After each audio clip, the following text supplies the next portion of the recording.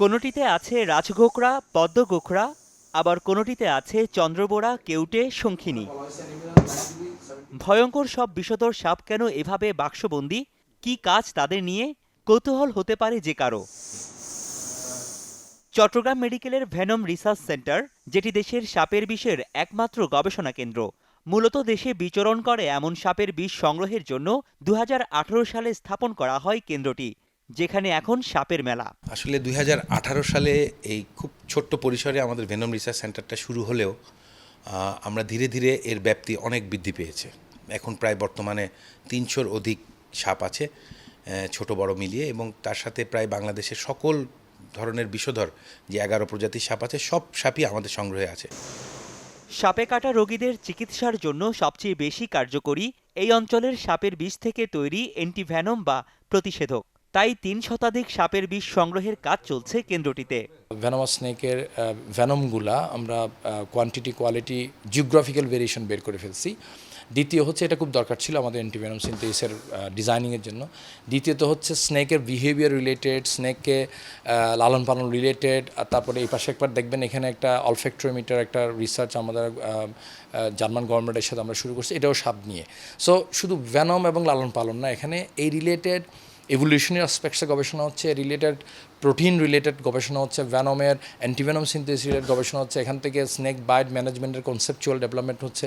মানে আমার মনে হয় এই মুহূর্তে এখান থেকে অলরেডি আমাদের পাবলিশড পেপার আছে, গত 3 বছরে 3-4টা ইন্টারন্যাশনাল জার্নালে আছে, পোস্টার প্রেজেন্টেশন আছে।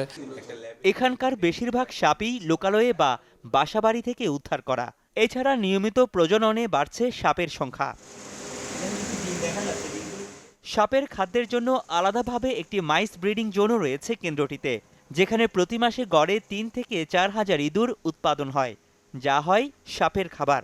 প্রতি মাসে আমরা এখান থেকে প্রায় ১.৫ থেকে ২,০০০ মাইস সাপ্লাই দেয় অ্যাজ এ ফুড, এবং আমাদের এখানে ৩ থেকে ৩,৫০০ মাইস আমরা প্রোডাকশন করি প্রতি মাসে।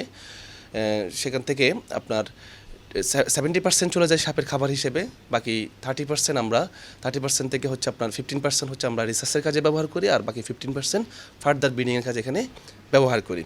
আর এদের ফুড হিসেবে আমরা হচ্ছে জাহাঙ্গীরনগর থেকে আপনার একটা আছে আপনার জেন ট্রেডার্স, যারা স্পেশালি হচ্ছে এই মাইসের ফুডগুলো বানায়, যা মামালস যে গ্রুপ, ওদের জন্য ফুডগুলো বানাই, ওই ফুডগুলো হচ্ছে আমরা ওখান থেকেই সাপ্লাই নিই। বিষ সংগ্রহের পাশাপাশি এখানে বিভিন্ন সাপের চারিত্রিক বৈশিষ্ট্য নিয়ে চলছে নানা গবেষণা, যাতে একাডেমিক জ্ঞান অর্জনের সুযোগ পাচ্ছেন চট্টগ্রাম বিশ্ববিদ্যালয় ও ভেটেরিনারি বিশ্ববিদ্যালয়ের শিক্ষার্থীরা।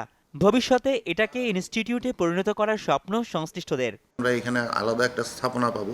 আপনারা এখন যেটা দেখছেন, এটা চট্টগ্রাম মেডিকেলের প্রায় অ্যাবান্ডেন্ট একটা বিল্ডিংয়ের একটা অংশের মধ্যে, এই অংশের থেকে নতুন স্থাপনা করার পরিকল্পনা এটাও চলে গেছে ঢাকায়।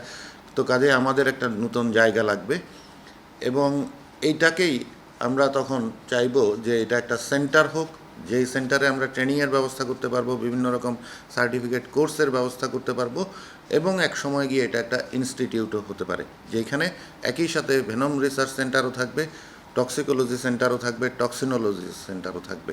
বিশ্বের হাতে গোনা যে কয়েকটি দেশে সাপের বিষ নিয়ে গবেষণা করা হয়, তার মধ্যে অন্যতম চট্টগ্রাম মেডিকেলের এই ভেনম রিসার্চ সেন্টার, যেখানে দেশের প্রায় ১১ প্রজাতির সাপের বিষ সংগ্রহ করা হয়, যা ভবিষ্যতে গবেষণা করে বাংলাদেশি বিষধর সাপের আদর্শ প্রতিষেধক তৈরির স্বপ্ন দেখছে গবেষকরা।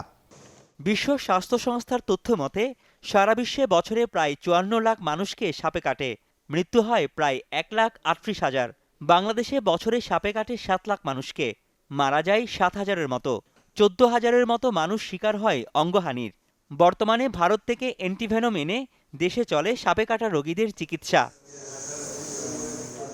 রনি দত্ত, চ্যানেল 24, চট্টগ্রাম।